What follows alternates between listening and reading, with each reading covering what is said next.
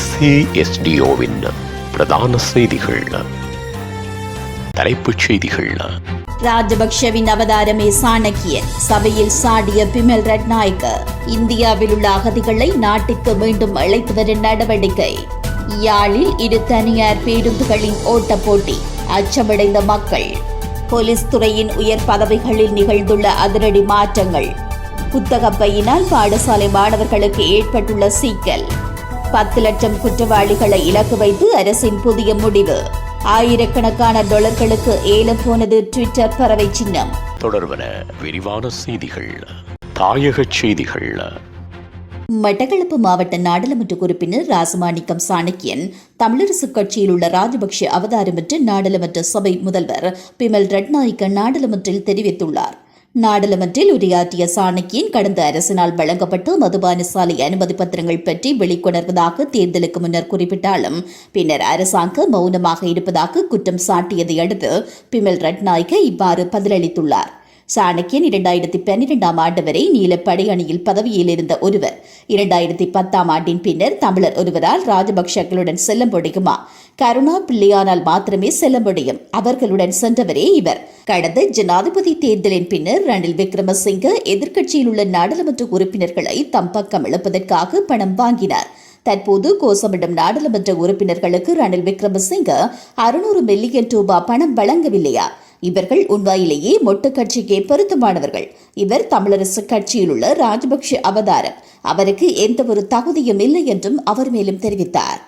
இந்தியாவில் உள்ள இலங்கை அகதிகளை நாட்டிற்கு மீண்டும் அழைத்து வரும் புரிந்துணர்வு உடன்படிக்கையை இரு நாடுகளுக்கும் இடையில் கைச்சாத்திடுவதற்கான கோரிக்கை முன்வைக்கப்படும் என்று வடமாகாண ஆளுநர் நாகலிங்கம் வேதநாயகன் தெரிவித்தார். இலங்கையிலிருந்து 4 கட்டங்களாக 3,34,797 பேர் இந்தியாவிற்கு அகதிகளாக சென்றதாகவும் தற்போது தமிழகத்தில் 103 முகாம்களில் 58,104 பேர் வசிப்பதாகவும் இந்த கலந்துரையாடலில் தெரிவிக்கப்பட்டுள்ளது. இவர்களில் 50,620 பேர் வடமாகாணத்தை சேர்ந்தவர்கள் என்பது கண்டறியப்பட்டதுடன் 2009 தொடக்கம் இதுவரை 14,531 பேர் நாடு திரும்பியுள்ளதாகவும் வடமாகாண ஆளுநரிடம் இதன்போது சுட்டிக்காட்டப்பட்டது.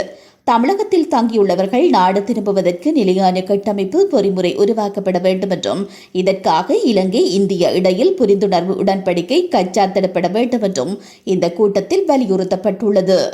யாழ்ப்பாணம் காரிநகர் வீதியில் இரு தனியார் பேருந்துகளின் ஓட்ட போட்டியால் வீதியில் சென்ற பொதுமக்கள் அச்சத்தில் வீதியில் சென்றதை அவதானிக்க முடிந்துள்ளது. இந்த சம்பவம் நேற்று காலை இடம்பெற்றதாக கூறப்படுகிறது. அதுவும் மானிப்பாய் பகுதியில் இந்த சம்பவம் பதிவாகியுள்ளது.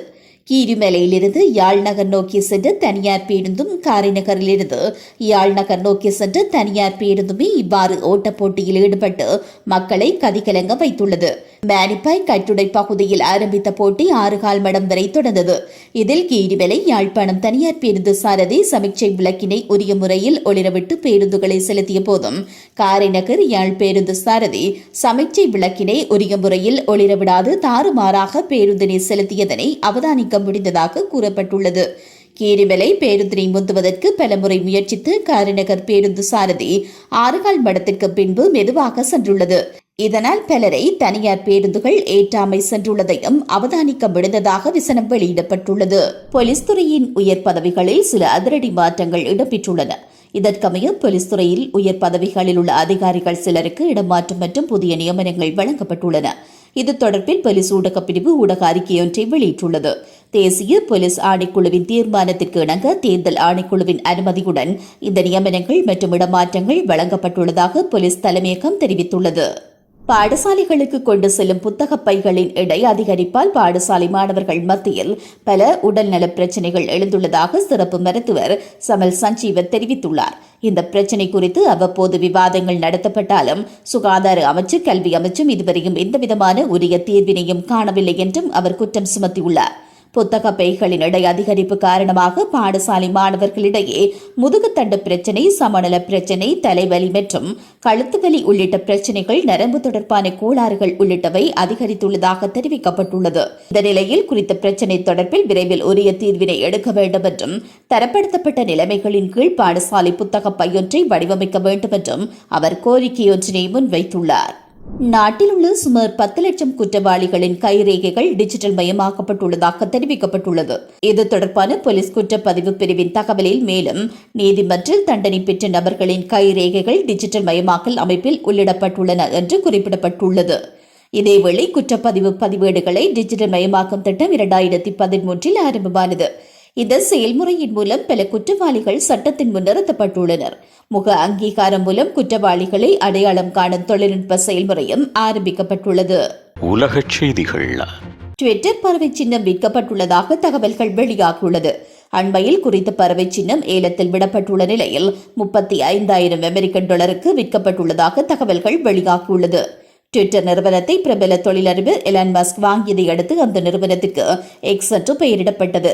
அதன் பின்னராக அந்த நிறுவனத்தின் கட்டடத்தில் இருந்து ட்விட்டரின் பறவை சின்னம் நீக்கப்பட்டது. இந்த நிலையில் ட்விட்டர் பறவை சின்னம் ஏலத்தில் விடப்பட்டு தற்போது $35,000 அமெரிக்கன் விற்பனையாகியுள்ளதாக கூறப்படுகிறது. மீண்டும் தலைப்புச் செய்திகள். ராஜபக்ஷவின் அவதாரமே சாணக்கியன், சபையில் சாடிய பிமல் ரட்நாயக்க. இந்தியாவில் உள்ள அகதிகளை நாட்டிற்கு மீண்டும் அழைத்து வரும் நடவடிக்கை. யாழில் 2 தனியார் பேருந்துகளின் ஓட்ட போட்டி, அச்சமடைந்த மக்கள். போலீஸ் துறையின் உயர் பதவிகளில் நிகழ்ந்துள்ள அதிரடி மாற்றங்கள். புத்தகப் பையினால் பாடசாலை மாணவர்களுக்கு ஏற்பட்டுள்ள சிக்கல். 10 லட்சம் குற்றவாளிகளை இலக்கு வைத்து அரசின் புதிய முடிவு. ஆயிரக்கணக்கான டாலர்களுக்கு ஏலம் போனது ட்விட்டர் பறவை சின்னம்.